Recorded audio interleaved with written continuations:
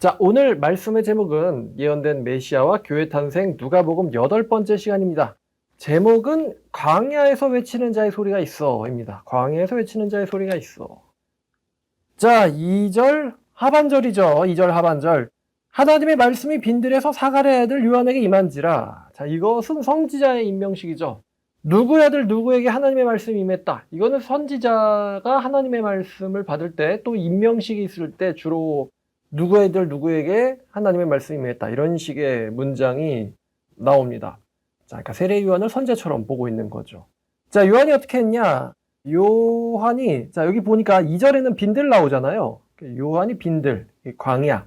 3절에 보니까 요단강 부근 각처에서 와서 죄사함을 받게 하는 회개의 세례를 전파하니, 아마도 이 요단강 서쪽에 있는 광야에서 요단이 사역을 한 것 같거든요.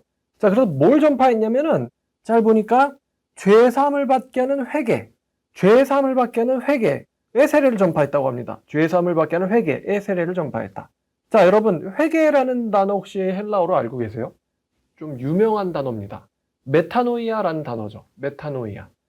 메타노이아라는 단어인데, 영어로 뭘까요, 이게? 그렇죠. repent. 메타노이아, 회개라는 단어인데, 여러분 신약 성경에서 회개라고 치시면은 누가복음에서 제일 많이 나옵니다. 누가복음이 회개라는 단어를 제일 많이 쓰고 있어요. 누가복음이 강조하고 있는 거, 혹은 누가가 강조하고 있는 것은 회개입니다. 회개. 자, 회개. 여러분들은 이제 아시겠지만 구약 성경에서 회개라는 단어가 검색이 잘 안 돼요. 구약에는 어떤 단어로 많이 나타나냐? 솔로몬의 기도에서도 나오고 에스겔에서도 나오고 신명기에도 나오지만 돌이킴이라는 단어, 돌이킴 이런 단어로 이제 구약에서는 나오죠. 자, 그러면 신약의 회개가 구약의 돌이킴이다. 그렇다는 것은 회개라는 건 평상시에 살던 어떤 삶의 방식에서 어떤 특정한 삶의 방식으로 돌이키는 것을 말합니다. 삶의 방식의 돌이킴을 말해요, 회개라는 게. 자, 요한은 죄사함을 받게 하는 회개의 세례를 선포했다고 합니다. 죄사함을 받게 하는 회개. 여러분, 세례라는 단어 검색해보면 신약에서만 나옵니다. 신약에서만. 여러분, 이런 고민해본 적 있을 거예요. 도대체 신약의 세례는 구약이 어디서 왔을까? 왜냐하면 구약엔 세례라는 단어가 검색되지 않거든요. 자, 세례는 원어로 밥티스마라는 단어입니다. 밥티스마. 영어의 베프티즘과 똑같죠? 영어의 베프티즘과 밥티스마 똑같습니다. 도대체 세례의 기원이 어딜까? 갑자기 요한이 물세례를 주고 그러진 않았을 거 아니에요? 요단강에서 줬으니까 아마 물에 들어가게 했을 건데요.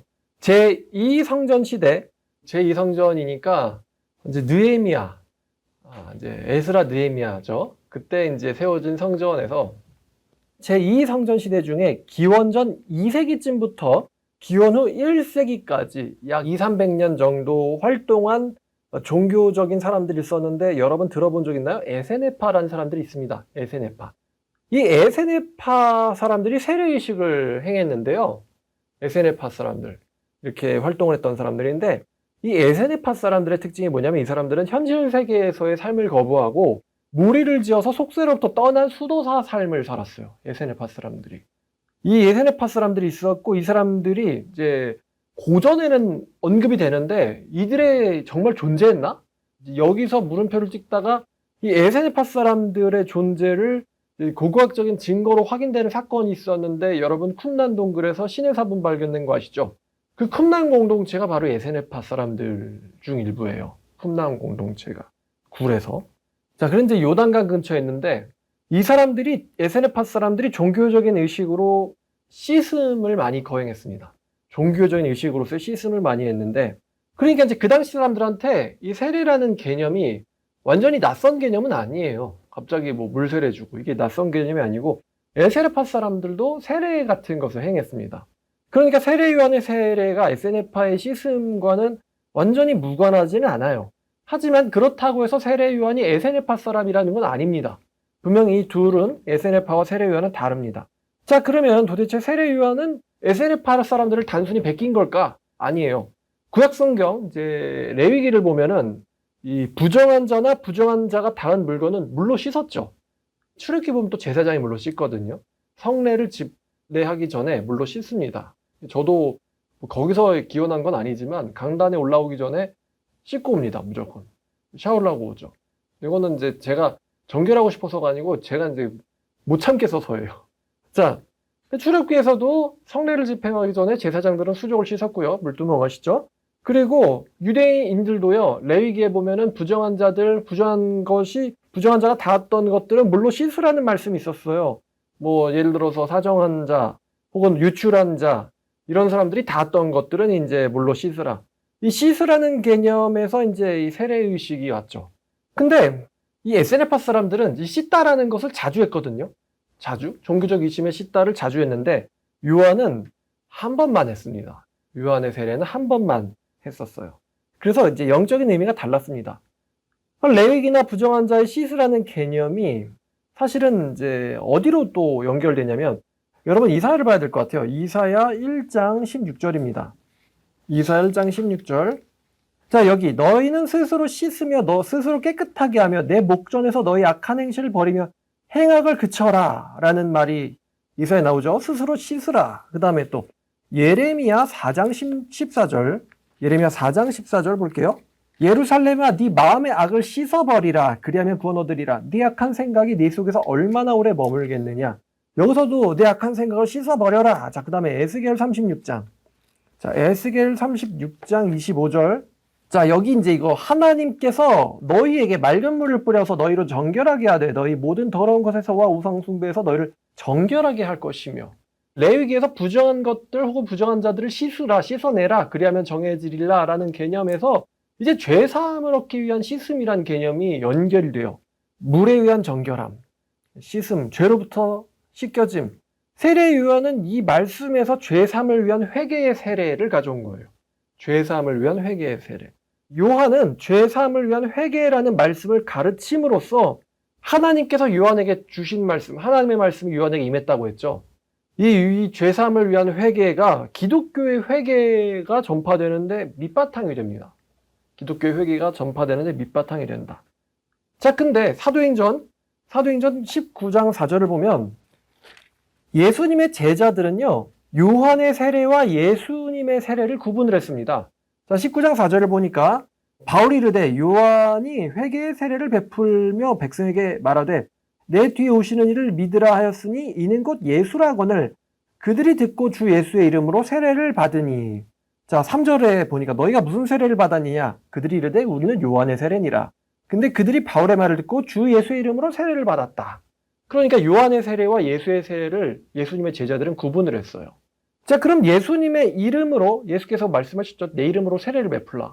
이 개념, 예수님의 이름으로 세례를 베풀라는 것은 요한이 말하는 것은 죄사함을 얻게 하는 회개의 세례였는데 이 요한이 베푸는 죄사함을 얻기 위한 회개의 세례보다 더 큰 개념입니다. 예수님의 이름으로 행해지는 세례는. 이것은 예수님의 이름으로 행해지는 세례는 죄사함을 얻게 하는 회개에다가 하나님께서 친히 씻어주신다. 에스겔에 나오죠. 하나님께서 친히 씻어주시는 개념, 그리고 새로운 삶의 방식으로서의 돌이킴, 이 모든 개념을 다 포함했어요. 예수님의 이름으로의 이 세례는.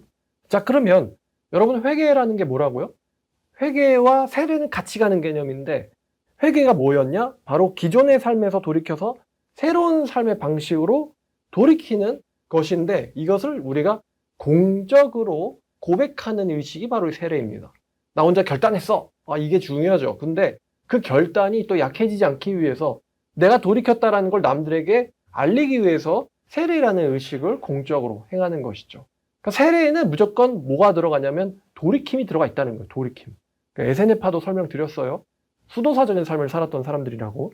자, 근데 제가 이런 생각이 드는데 여러분 길거리를 전도하다 보면은 교회를 다닌 적이 있다는 사람들이 참 많죠. 근데 그럼 이 사람들 분명히 세례를 받았었을 거예요. 자, 그러면 그 세례의 기원이 이 돌이킴이라는 뜻을 갖고 있다는 걸 생각해보면 이 세례받은 사람들은 세상으로부터 돌이키고 새로운 삶으로의 들어감을 경험한 적이 있는가? 이게 좀 궁금해요. 전도할 때 한번 물어보면 좋겠어요. 그럼 세례를 받으셨어요? 혹시 세례 받으신 적 있나요? 교회 다니시면서? 그럼 받았다 그러면은 세례라는 게 기존의 삶에서부터 새로운 삶으로의 돌이킴이라는 뜻이 있습니다. 그럼 이런 돌이킴을 하신 적이 있습니까? 근데 사실 요즘 교회 다닌 적이 있다는 사람들은 세상을 탐닉하기에 정신이 없잖아요. 그렇게 살다가 새로운 삶으로 돌이킴을 자기가 하는 거예요, 자기가. 내가 결단했다고. 그럼 그런 삶을 살아본 적이 있는가? 그리고 다시 또 일로 들어온 건가?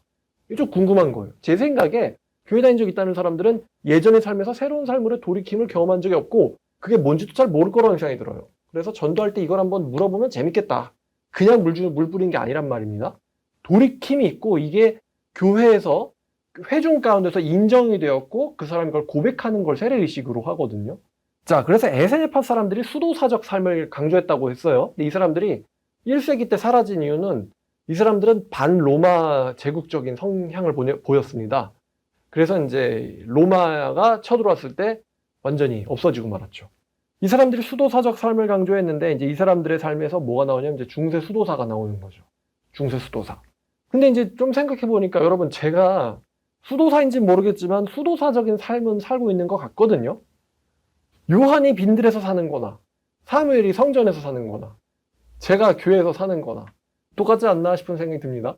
좋아하는 게 제가 성경 연구하는 거랑 전도하는 거잖아요. 그래서 지금 이제 교회 붙어서 살고 있는데 전도가 좋아서 성전에서 살고 있는 거나 동굴에서 살고 있는 거나 빈들판에 살고 있는 거나 근데 교회 옆에 붙어서 사는 게 별로 괴롭지가 않아요.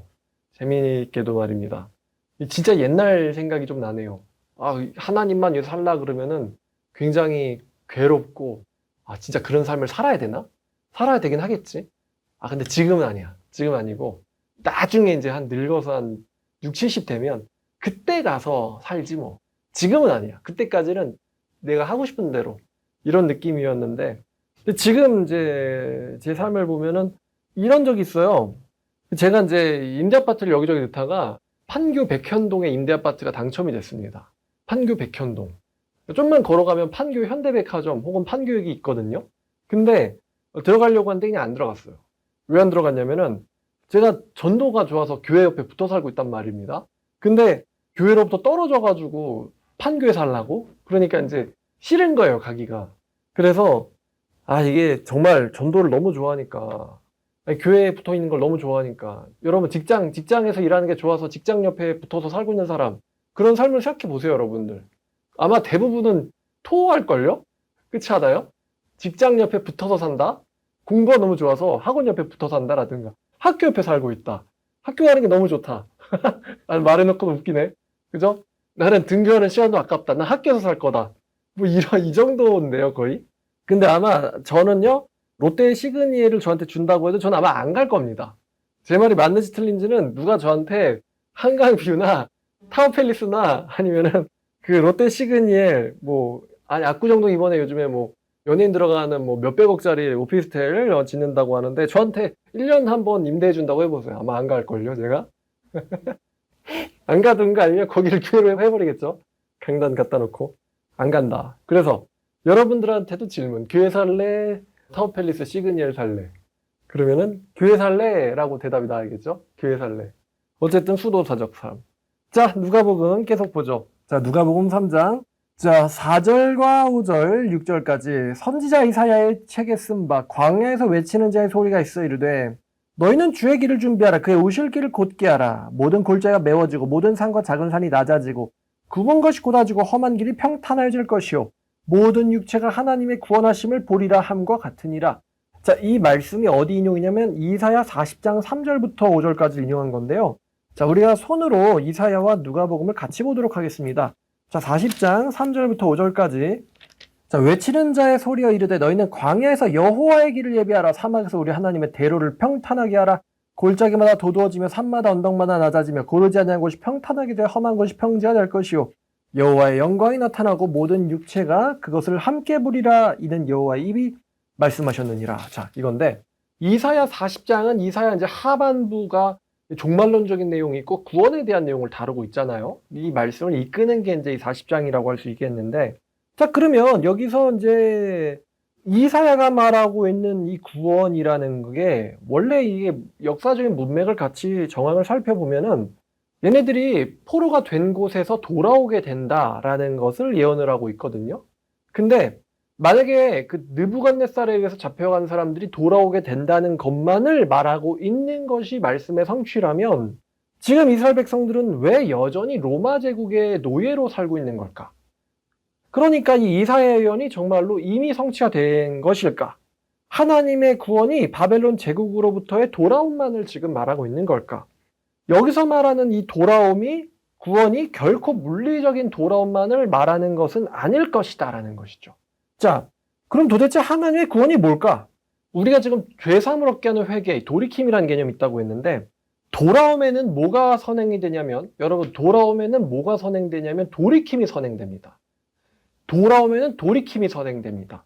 돌이킴이 있어야지 돌아오는 거예요. 돌이킴이 있어야 돌아오는 것.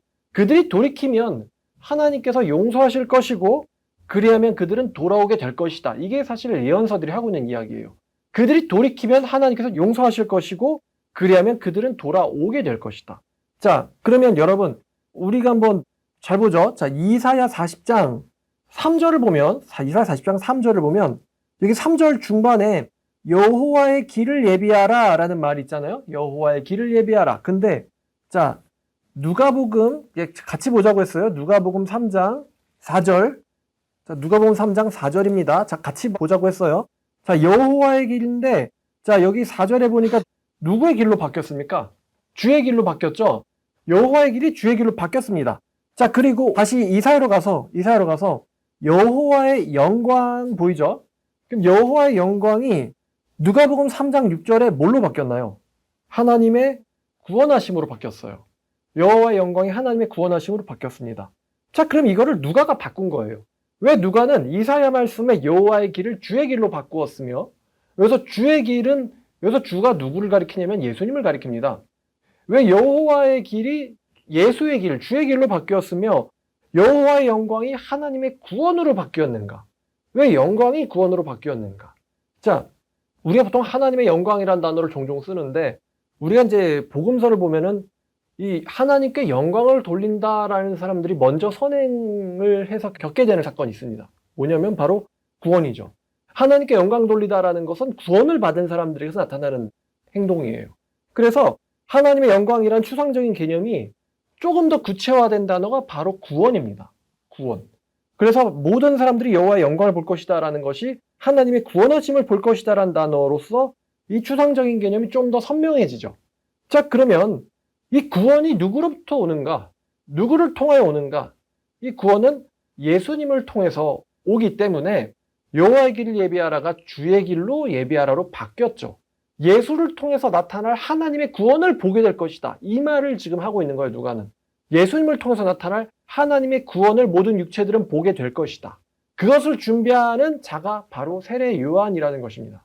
세례 요한. 자, 다시 이제 누가복음으로 가겠습니다. 누가복음.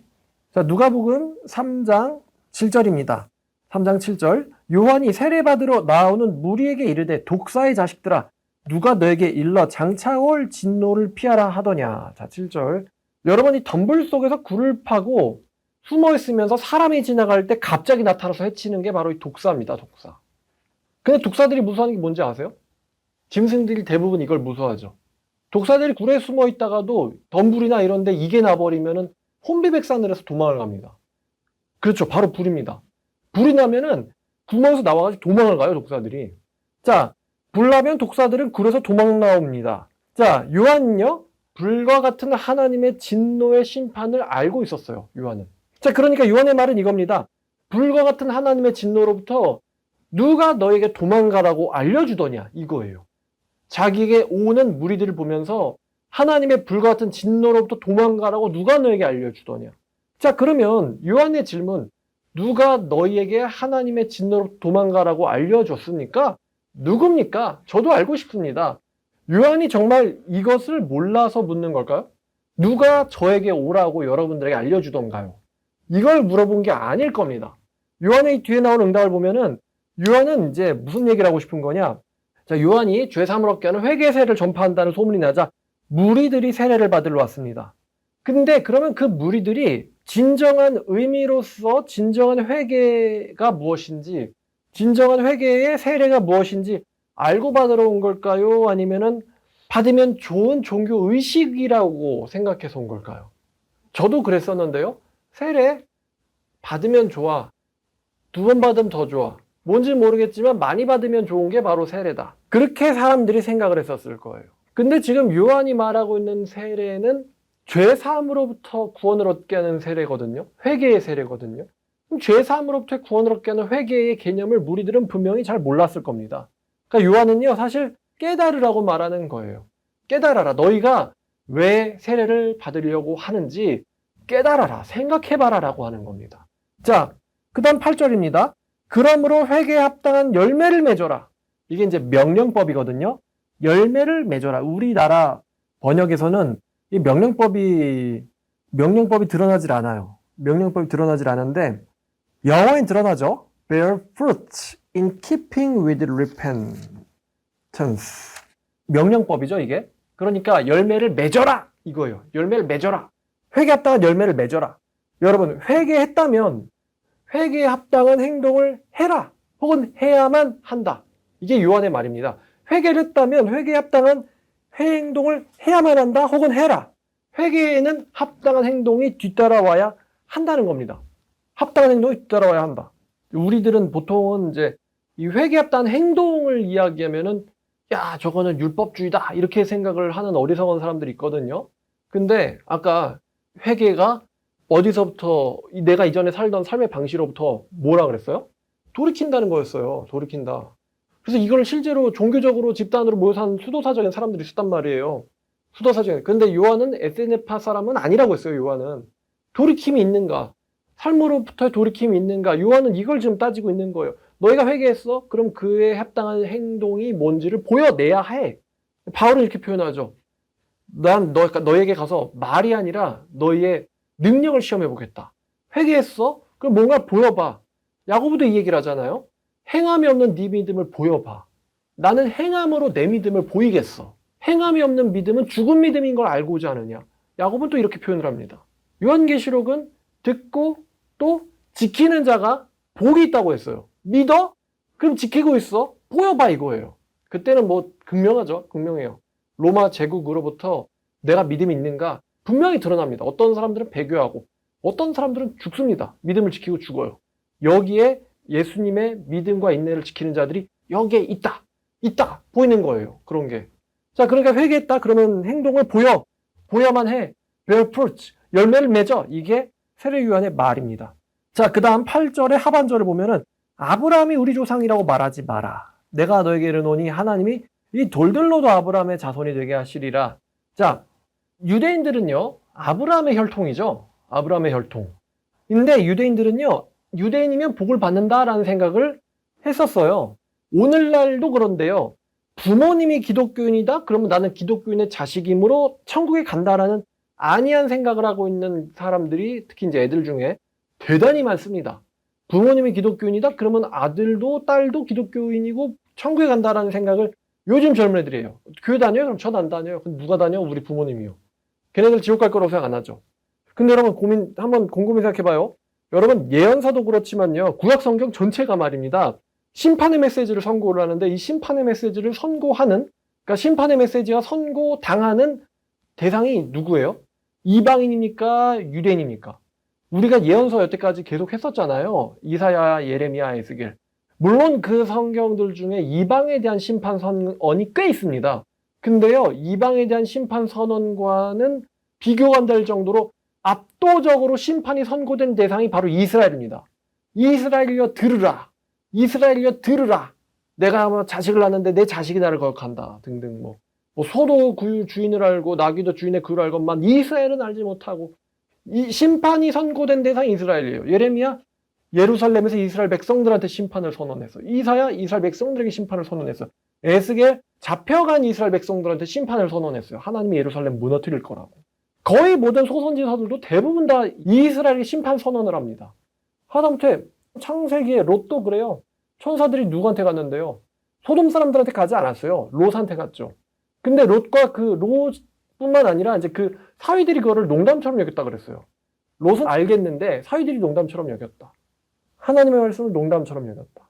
요나서 같은 특이한 성경이긴 한데 그것도 사실은 이방 사람들을 책망하는 것 같지만 사실 요나서에서 제일 완고한 게 이방인이 아니었죠. 요나 본인이었어요. 욥기도 마찬가지고요. 욥기도. 그러니까 이스라엘 백성들에게 심판이 제일 많이 선고됐거든요. 제일 강하게, 제일 무겁게, 제일 깊이, 제일 많이 선고됐어요. 그런데 아브라함의 백성이면은 자손이면 자동 천국이다? 아, 이거는 조금만 구약 성경을 알아도, 그죠? 구약 성경이 심판 선언하는 대상이 이방인이야, 유대인이야? 유대인. 그러면 부모님이 기독교인이면 난 자동 천국이냐? 당연히 아니죠. 이 당시 유대인들이 야, 난 아브라함의 자손이다. 천국 갈걸? 이런 생각을 세례요한이 바로 정면으로 대적을 하는 거예요. 난 아브라함의 자손이라고 생각하지 마라. 하나님은 돌 가지고도 얼마든지 아브라함의 자손 만들 수가 있다. 자, 한 구절 보죠. 에스겔 15장입니다. 에스겔 15장 6절 7절. 에스겔 15장 6절 7절입니다. 자, 그러므로 주 여호와께서 이같이 말씀하셨느니라. 내가 숲풀 가운데 있는 포도나무를 불에 던질 때 땔감같이 되게 한 것 같이 예루살렘 주민도 그같이 알지라. 내가 그들을 대적한즉 그들이 그 불에서 나와도 그 불이 그들을 사르리니 내가 그들을 대적할 때에 내가 여호와인 줄 너희가 알리라. 여기서도 말입니다. 여기서 하나님이 누구한테 심판 선고했어요? 예루살렘 주민에게. 근데 여기 예루살렘 주민을 뭘로 표현을 했냐면은 땔감으로 표현을 했어요. 나무로 표현을 했고 불은 뭘 말하죠? 하나님의 심판을 말합니다. 진노의 심판. 그러면 그들이 내가 여호와인 줄 알게 될 것이다. 느부갓네살의 침공을 예언을 한 거죠. 자, 나무는 이스라엘을, 다시 누가복음으로 돌아와서요. 나무는 이스라엘을, 불은 심판을 상징을 하고 있습니다. 그럼 여러분, 찍혀진 나무가 불에 던져지면은 이 불에 던져진 나무에 소망이 있습니까? 여기 어떤 다시 살아날 소망이 있습니까? 전혀 없죠. 찍혀서 불에 던져진 나무는 소망이 없어요. 자, 누가복음 3장 9절 이미 도끼가 나무뿔에 놓였으니 좋은 열매를 맺지 아니하는 나무마다 찍혀서 어디 던져집니까? 불에 던져진다. 그러니까 회개 합당한 열매를 맺어라. 열매를 맺지 못하는 자는 찍혀서 어디 던져져요? 불에 던져진다. 이 불에 던져진다는 게 두 가지 의미가 있을 것 같아요. 첫 번째는 40년 지나면 무슨 일이 일어나요? 이 사람이 AD 29년에 말씀 받았으니까 40년도 안 남았다. 67년 되면 어느 나라가 쳐들어와요? 로마가 쳐들어옵니다. 예루살렘 사람들 전멸시키려고. 불에 던져진다. 그보다 무서운 불이 어디 있겠어요. 근데 우리가 이 말씀을 읽을 때 로마에 의한 이스라엘 멸망만을 가리키는 거야. 마치 우리가 이사야 아까 말씀 언급한 것처럼요. 이건 단순히 그런 돌이킴만을 말하는 거고 이 불은 로마에 의한 이스라엘 멸망만을 가리키는 거야 라고 생각하면 우리는 여기서 가져올 게 없죠. 이미 얘네들은 심판받았고 하나님의 불은 지나갔으니까요. 근데 그렇지 않겠죠? 불에 던져진다. 이것은 이제 더 무서운 영벌의 불을 의미합니다. 영벌의 불. 오늘날 기독교인들한테도 마찬가지예요. 회개의 열매 맺어. 열매가 없어? 그럼 불이야, 불. 이거 한국인들한테도 그런 의미일 것 같아요. 우리나라가 언제까지 갈지 모르겠는데 저는 우리나라의 자유가 기간 한정이 있다고 생각하거든요. 기간 한정. 우리나라 헌법을 보면은 세계 평화에 항구적인 기여를 한다라는 표현이 들어가 있습니다. 근데 이 말을요, 여러분들 쉽게 말하면 이거예요. 대한민국은 미국의 고기방패다. 라는 뜻입니다. 미국 입장에선 6.25 이제 일어나기 전이죠. 미국 입장에서는 남한을 지켜줄 이유가 없었어요. 그 당시 북한은 강력했고 소련에 의해서 이제 정치적으로 또 경제적으로 군사적으로 굉장히 안정된 상태에 있었거든요. 그리고 미국은 소련과 별로 충돌하고 싶진 않았어요.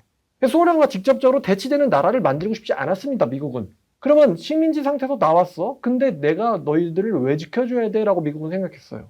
근데 북한은 지들끼리 그냥 딱 그 선을 그어버린 다음에 아예 위해를 정리를 해버렸죠. 근데 이승만 이제 초대 대통령이 이제 그때는 대통령이 아니었죠. 남한에도 단일 정부를 수립하게 해달라. 미국한테. 우리도 공명정대하게 선거를 해서 대통령을 세우고 싶고 남한에도 단일 정부를 세우게 해달라. 단일 정부를 안 세우면은 이 나라는 분명히 공산주의한테 먹힌다는 것을 알고 계셨던 것 같아요. 소련한테 먹힐 거다. 근데 미국은 왜 그런 수고를 우리가 해야 되는데?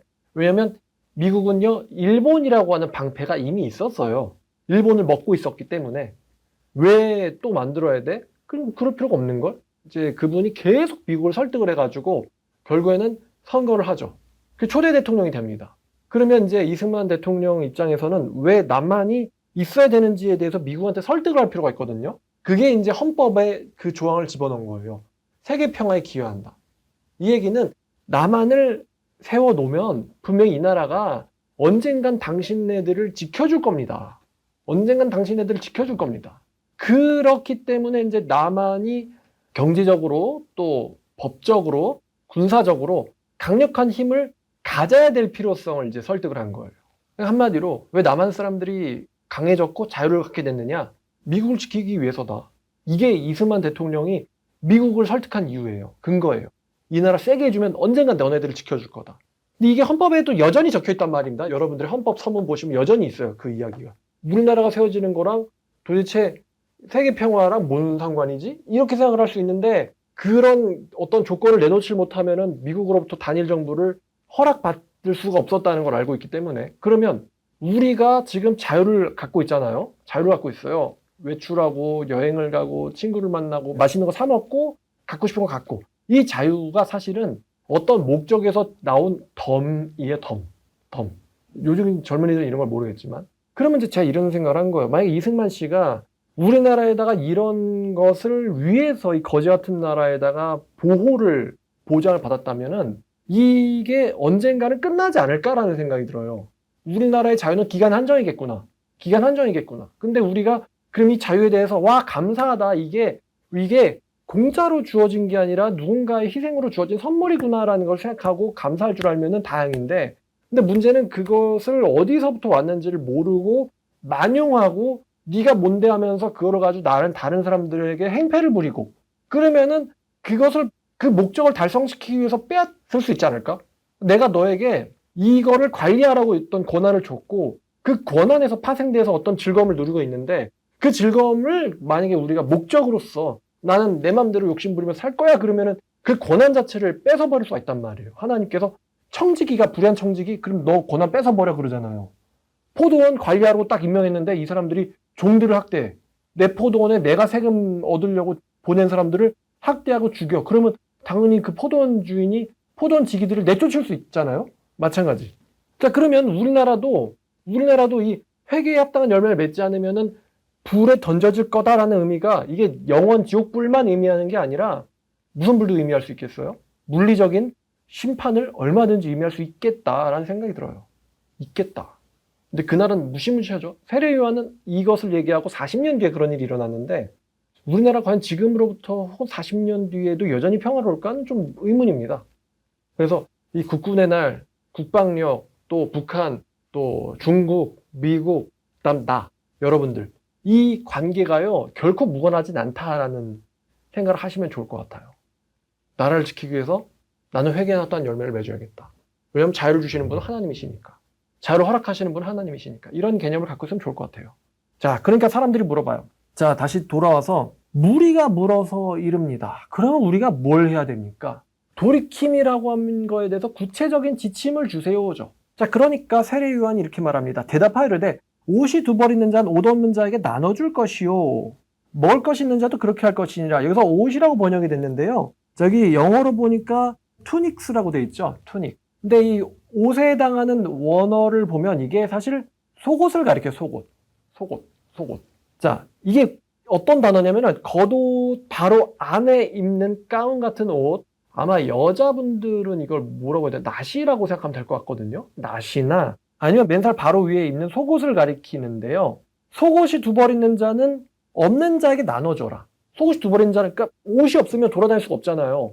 그러니까 이것을 만약에 단순히 옷으로만 해석을 하면은 그럼 이 당시에는 나체로 다니는 사람들이 있었다는 소린가? 이렇게 해석을 하면 안 됩니다.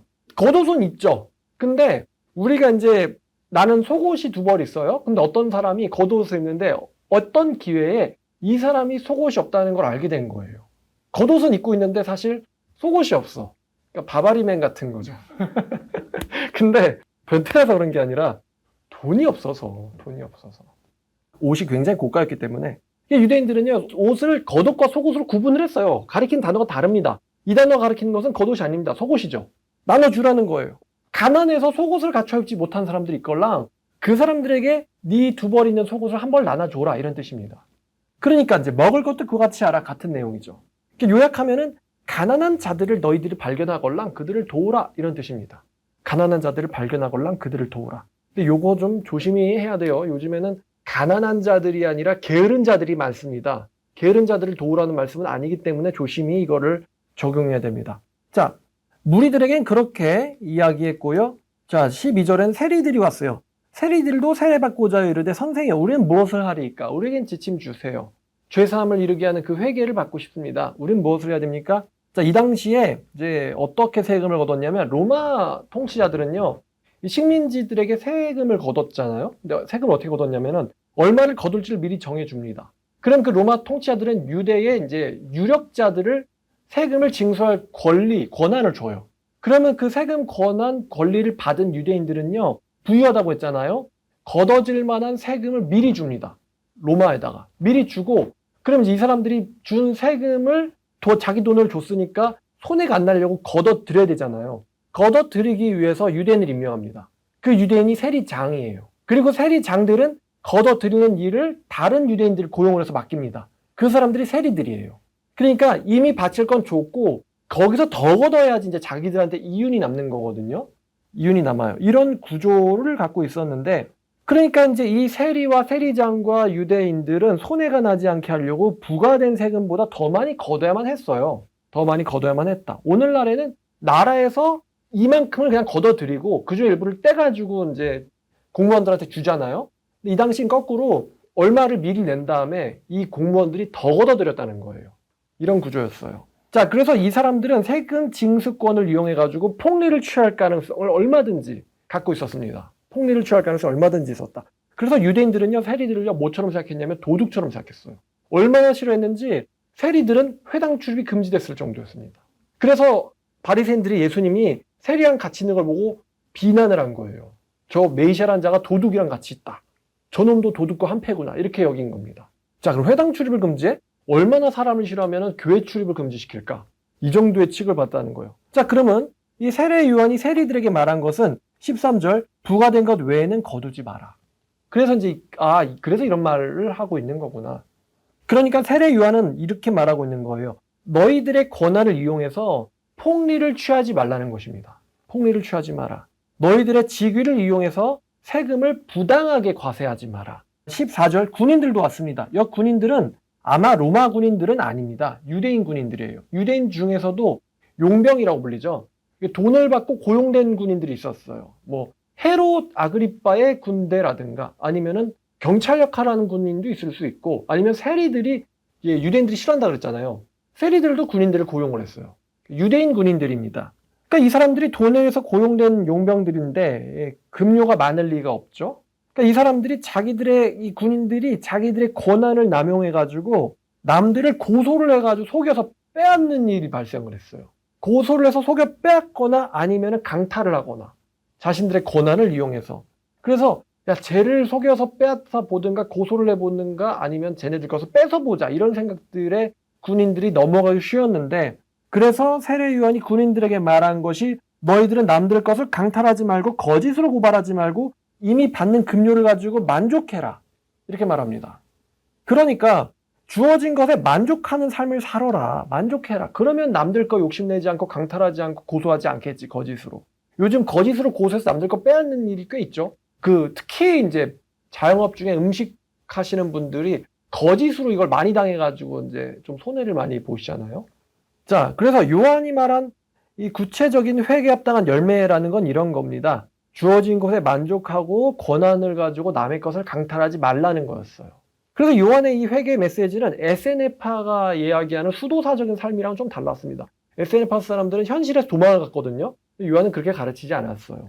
요한은 현재 주어진 삶에 만족하고 탐욕을 부리지 말라라고 명령을 했습니다. 그러니까 에세네파랑은 다르죠. 세상 속에서 도망가지 말고 세상 속에서 만족하고 살라라는 이야기를 했어요. 요한은.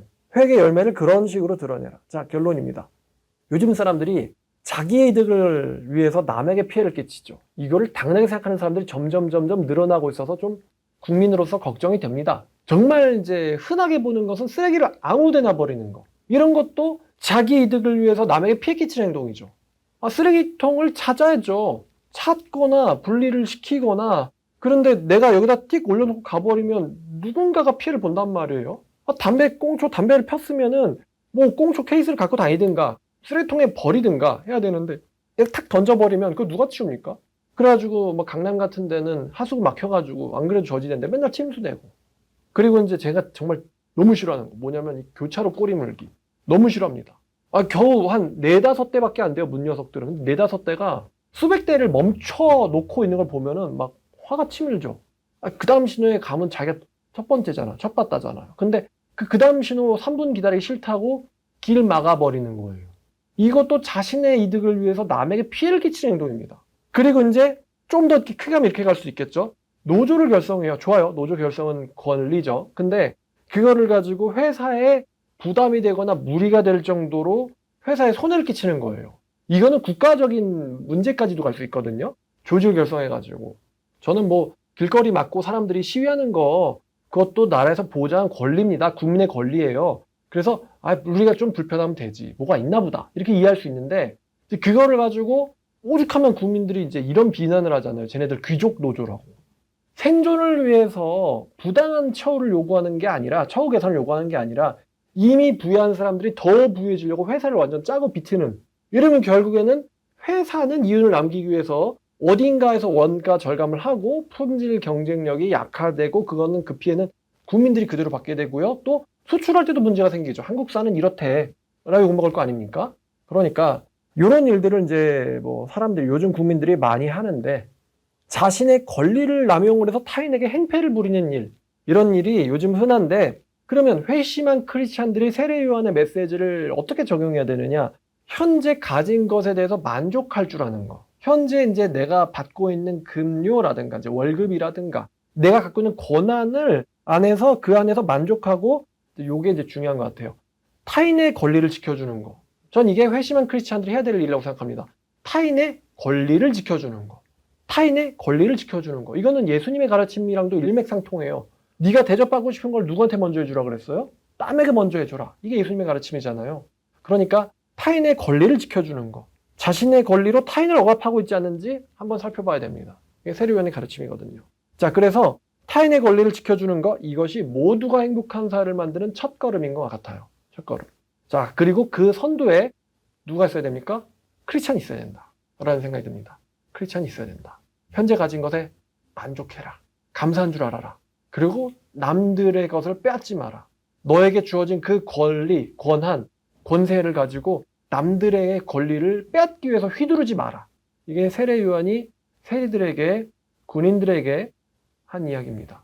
자, 오늘 말씀 여기까지. 광야에 외치는 자의 소리가 있어. 자, 기도하겠습니다. 하나님 아버지, 감사합니다. 세례 요한이 광야에서 죄사함을 얻게 하는 회개의 메시지를 선포하였고 세례를 베풀었습니다.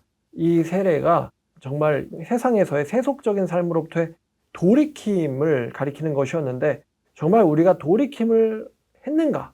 그래서 현재 직업을 갖고 있으면서도 이 직업 안에서 만족하고 타인들의 권리를 지켜주며 또 가난하고 불쌍한 사람들을 돌보는 삶을 살고 있는가 한번 돌이키게 해주시고, 정말 우리가 회개에 합당한 열매를 또 맺고 있는지 점검하게 하여 주시옵소서. 예수님의 이름으로 기도드렸습니다.